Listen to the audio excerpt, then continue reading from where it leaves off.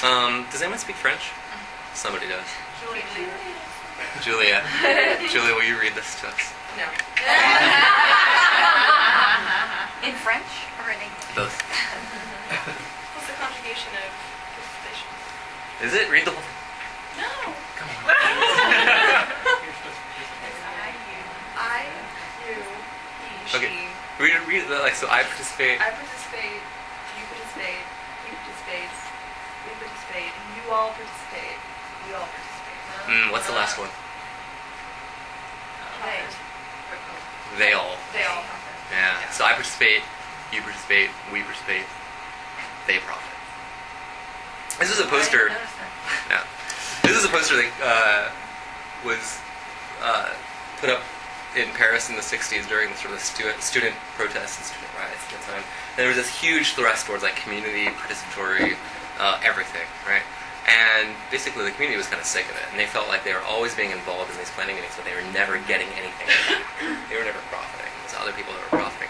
Really the question arises is like, when does participation become an empty ritual, and when is it like real power being shared with real communities? Sherry Arnstein put together this ladder of participation. This is an old paper, but I think it's a great paper, and I still love reading it. It's from 1969, and other people have come out with their own sort of like stages of community participation, but they all are kind of based on this loosely, one way or the other. And it starts off kind of on the bottom with like non-participation. So the first one being just manipulation, just like blatantly taking community participation and using it in order to manipulate people into getting whatever it is that you want in the first place. The second one she called therapy, which I don't think maybe happens as much anymore, but at the time it was that, you know, there was a lot of, in communities, you know, there would be, for instance, there was a huge sort of Black Power movement going on, and so they'd say, well, you know what, the problem isn't that that you're stuck in poverty and have no access to, like, you know, fair employment. The problem is that there's something wrong with you, and you need therapy, and you really need to talk out your problems, get your anger out, really learn how to be a good parent. You know, we'll teach you all about it. From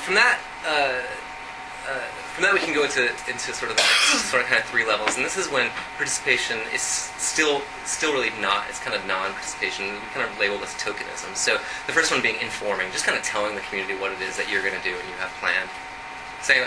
The number 4 there is consultation. So maybe asking for input from the community, taking their input when you want to and ignoring it when you don't want it. Placation, which is like, well, giving the community just enough to like keep them happy and not make them angry. And then finally is really when Arnstein says real participation starts to happen. This is real citizen power. So number 6 there is partnership. So working really with communities so that both the community and those in power can benefit. Number 7 is delegating power. So actually giving a whole concept or topic to the community to work on that they have the full power and control over. And the last one is just ultimately like citizen control over the full process.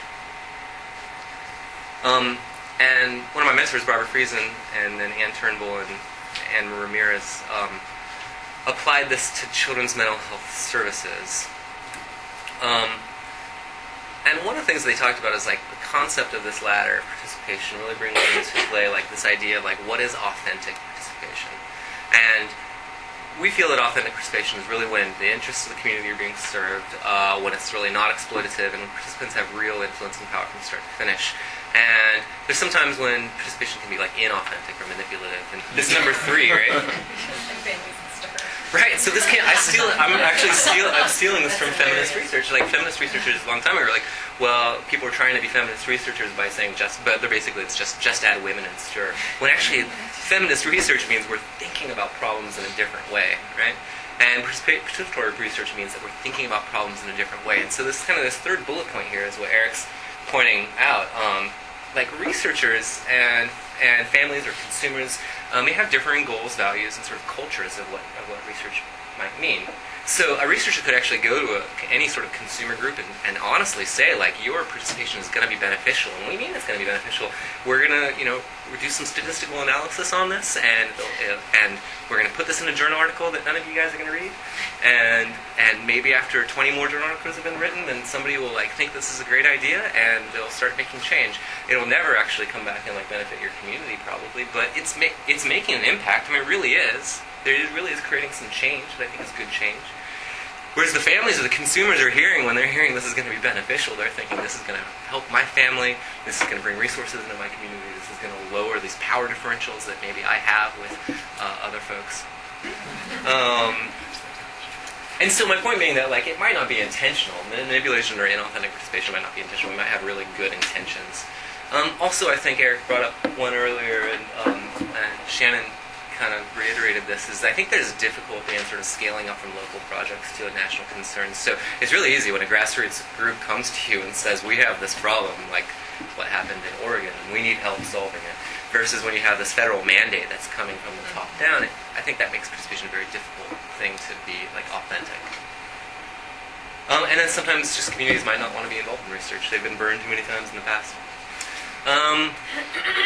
Also, I think one of the points that I'm trying to make is that there is oftentimes a mismatch between the type of participatory approach that's being taken and the type of system that's being studied. And I think that this actually gets in our way quite a bit, and hopefully what I'll be talking about over the next few minutes will help illustrate that. So what about the system of care, right? When we think about the system of care, and I worked on this for 6 years. I mean, this is tough work, and we really tried to involve families, and I'm being critical of my own work here. But we have a situation where the evaluation was largely planned by experts on this national evaluation team. Evaluation really generally focused on developing kind of a traditional body of knowledge. There's this assumption that there's going to be cooperation and collaboration amongst the various parties there that are all kind of working together to create a system of care.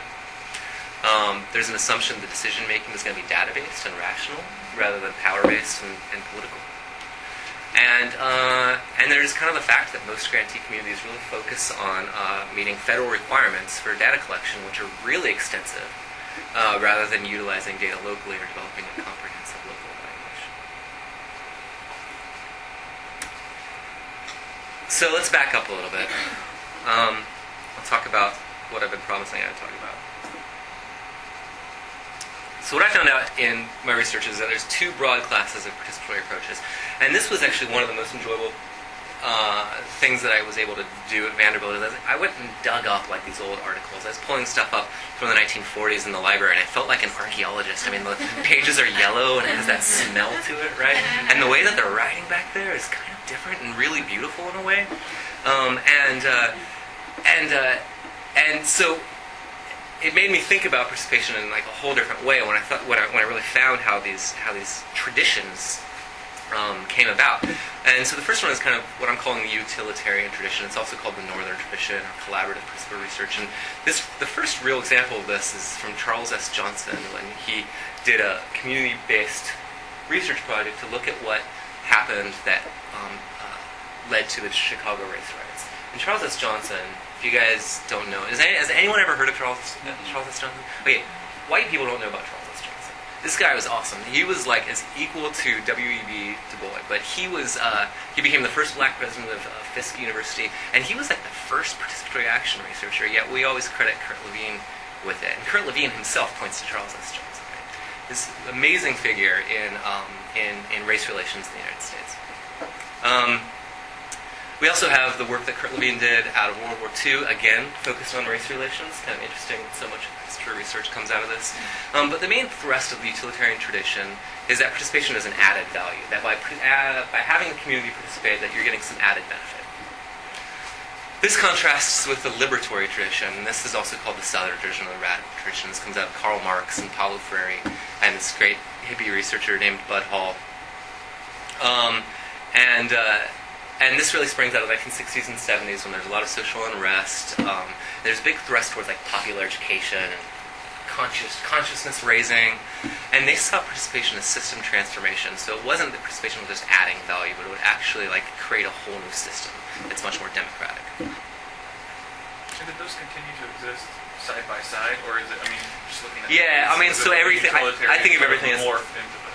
I think of everything as kind of being on a continuum, and what we're doing today can be one or the other.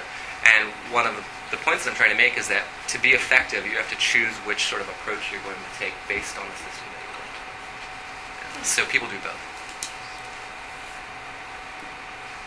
So again, to sort of contrast the two, we're getting really heavy into theory, so I'm sorry about that. But to sort of contrast the two, we've got sort of general views and assumptions. Under the utilitarian tradition, they view decision-making as being open and rational, kind of based on data and facts. The liberatory tradition, however, views decision-making as largely being closed, and that it's usually based on politics and power.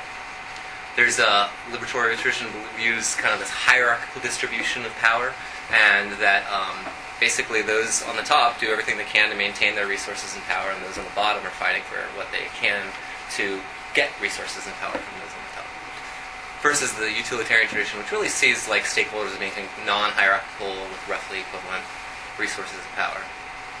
Problem solving in utilitarian is cooperative and consensual, versus liberatory really sees this as conflictual, and that the powerful and the powerless are opposed to each other. And then ultimately there's this role of the researcher. And in the utilitarian tradition, the researcher's job is to discover facts and to create knowledge to use in rational decision making.